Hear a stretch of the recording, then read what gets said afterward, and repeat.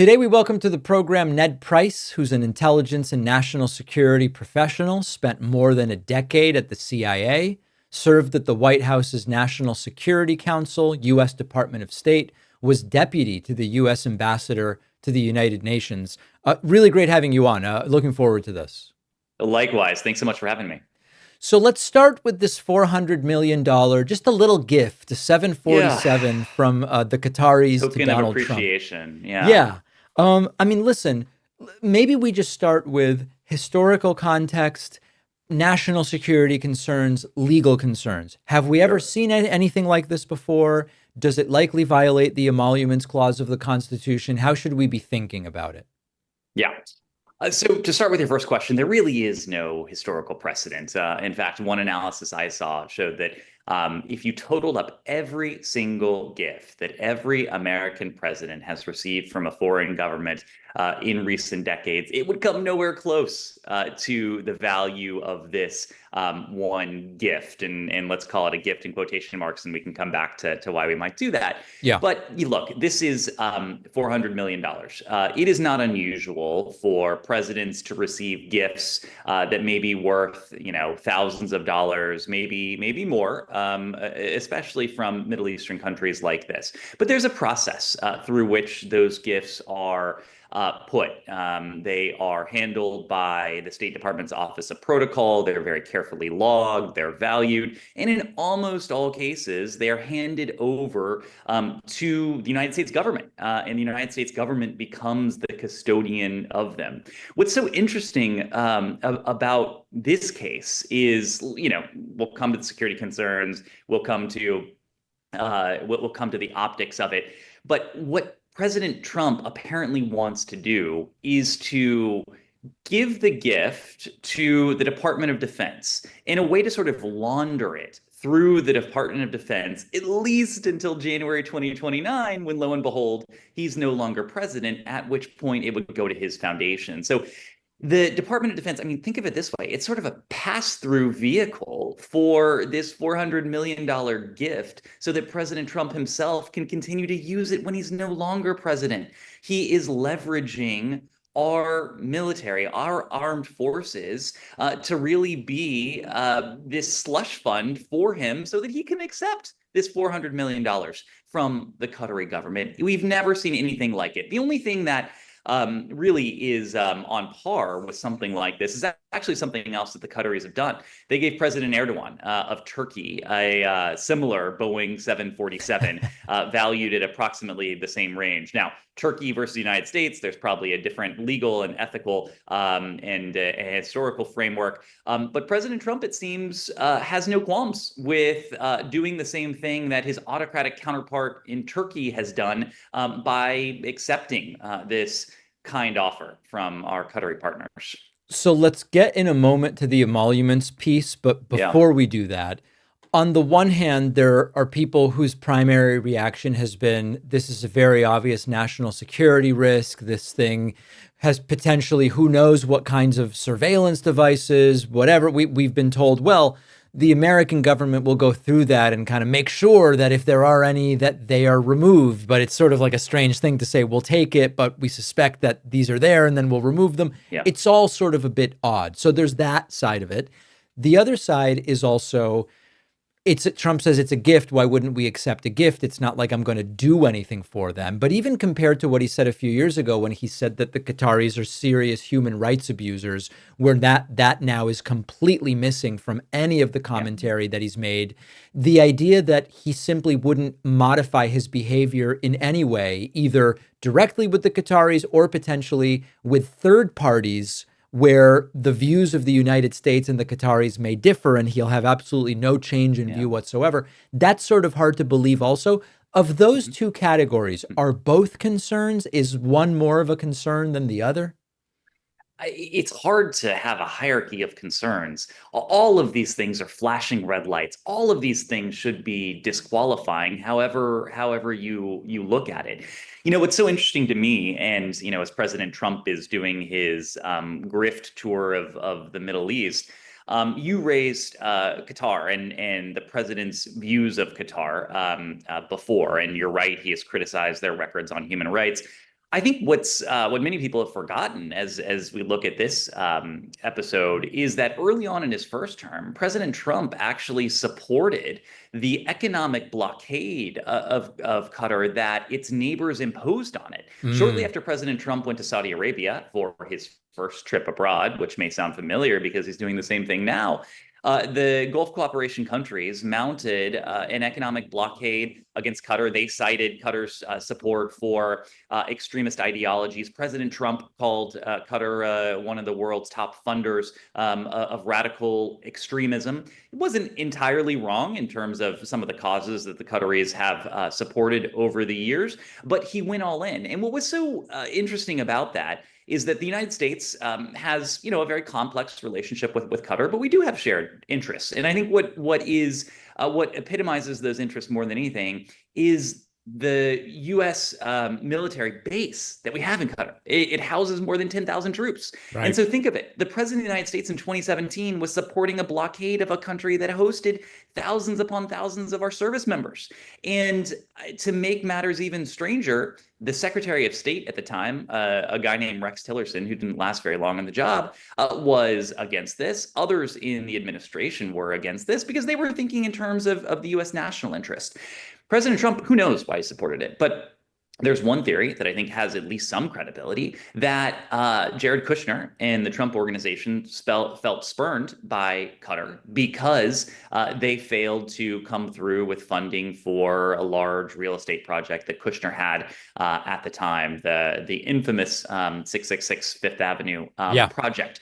So again, whether it's today with Trump in Qatar today, Saudi Arabia yesterday, or wind back the clock nearly 8 years ago, you see this pattern repeat where President Trump is mixing his own personal interests, his business interests with the national interests. And when President Trump goes to these countries and says, it's all about business, it's all about deals, it's all about the bottom line, the question we have to ask ourselves is whose bottom line, whose business is President Trump looking out for? I think more and more it's very clear this is about his bottom line, it's about his business interests, and the national interests of the United States is really a secondary, if not tertiary thought.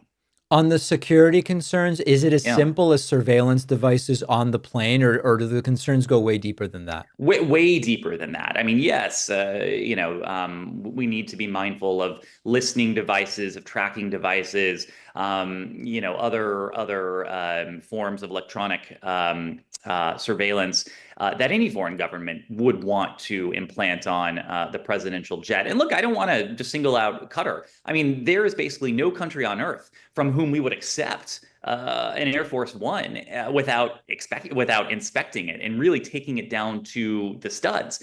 But so we've got that. Air Force One is a flying fortress, and it's a flying fortress for a good reason. It is a presidential safe haven in the event of nuclear war, in the case of conventional war, a biological attack, and it has to be able to withstand all of these things. It has to be able to withstand an electromagnetic pulse, being at least in the vicinity of a nuclear blast. It has countermeasures where if missiles are fired at Air Force One, countermeasures come out to distract, to serve as decoys. President Trump seems to think that by finding a 747 with plush leather couches and nice interior, that's more than half the battle, that's really the long pole in the tent. Of course, that's not the case. Boeing has access to hundreds of 747s, thousands of 747s around the world. The hard part is retrofitting it to make it suitable for the commander-in-chief to perform what should be his functions in time of peace or war, and to make it safe for him to do so. President Trump seems to think that what's most important is not our national security, but whether he has plush lie flat seats, whether his bed has Egyptian cotton sheets. It is just ridiculous that this seems to be the priority over our national security.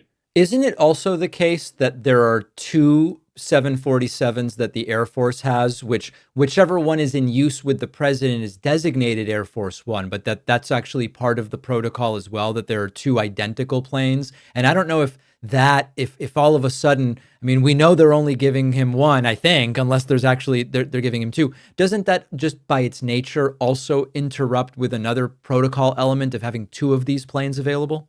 Yeah, the redundancy is very much part of this. And you're right, there are two 747s that over the years have served interchangeably as Air Force One. Air Force One is really just the call sign for Yeah. any aircraft that the president is on. So actually, he sometimes flies on a 757, especially if he goes to airports with shorter runways that are then called Air Force One. But yes, you're right. I mean, it's not as simple as just accepting any 747 that someone might be able to scrounge up around the world, even one that has nice upholstery on it.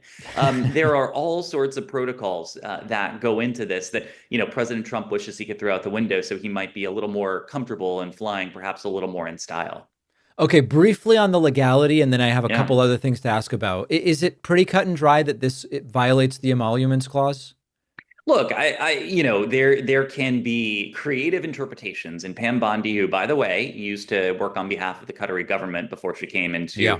her position of Attorney General, has found one. I think if you talk to most lawyers, most ethics experts, including ones who have served across administrations, they will tell you that unless Congress okays this, which is part of the process, if Congress okays it, then great. Congress okayed France's gift to the Statue of Liberty. That's fine. And if Congress wants to okay this, then fine, so be it. And here's a proposal. Let's put it before Congress. Let's make Republicans really put their stamp on this. If they see no qualms with this, if they have no concerns with it, let's put it to a vote. And let's let this vote live in infamy if they want to authorize this. Right. Otherwise, look, they are going to find creative ways to say this is not an emolument. They are very clearly trying to use the Department of Defense as a laundering mechanism, as one creative, devious way, I think is probably a better way to put it. But to the naked eye, to any impartial observer, this is an emolument. This is a gift from a foreign monarch. This, I think, has the potential to be seen even more concerningly as a bribe. All right, I want to talk a little bit about Signalgate. And Yeah. really, what I'm curious to get your opinion on is whether the journalist who was added to that chat, Jeffrey Goldberg, handled the situation appropriately. My view sort of is okay, he blew the whistle that he was included in that chat and then did not really share much about it until allegations came forward that he wasn't really added by Mike Waltz's phone. So then he publishes the screenshot that no, I actually was. And then Yeah. Hegseth or whoever says nothing specific with regard to timing or equipment was shared. And then he says that's also not true. Do you think he, from a media standpoint, handled it appropriately or that he should have behaved differently? Yeah.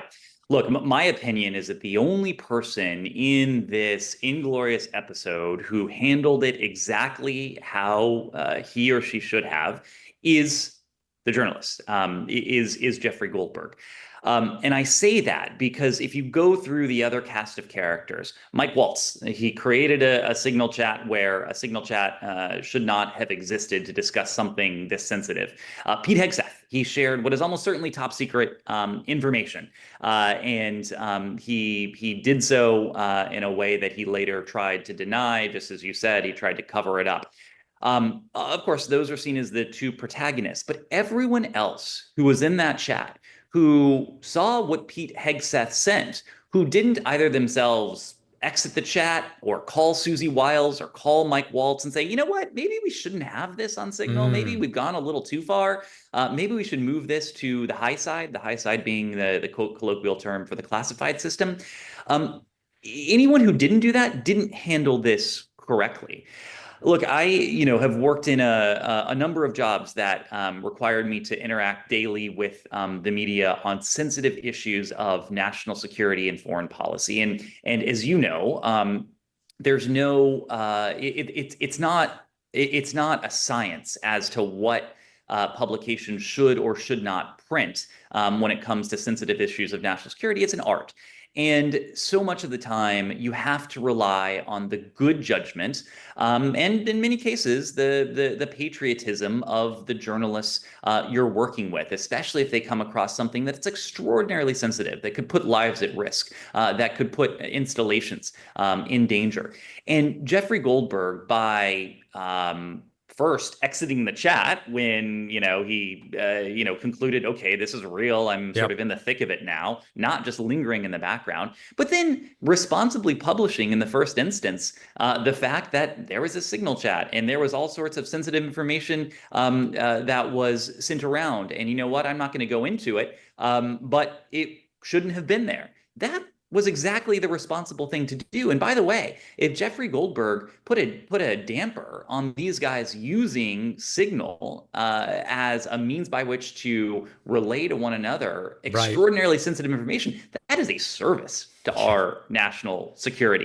So yes, I think he handled it perfectly. And look, when your reputation is impugned, and when this government is engaged in what was very clearly a concerted effort to cover this up, I think he had no choice but to provide the information that he initially withheld. It also helps that, the mission was over. The strikes that were detailed by Hegseth That's in excruciating detail was long over. It was days, if not weeks later. So I don't begrudge Jeffrey Goldberg at all. In fact, I applaud him for the way he handled this.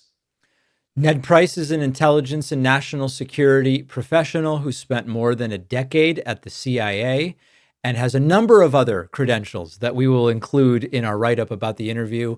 Ned, thanks so much for your time and your insights. Thank you so much for having me. I appreciate it.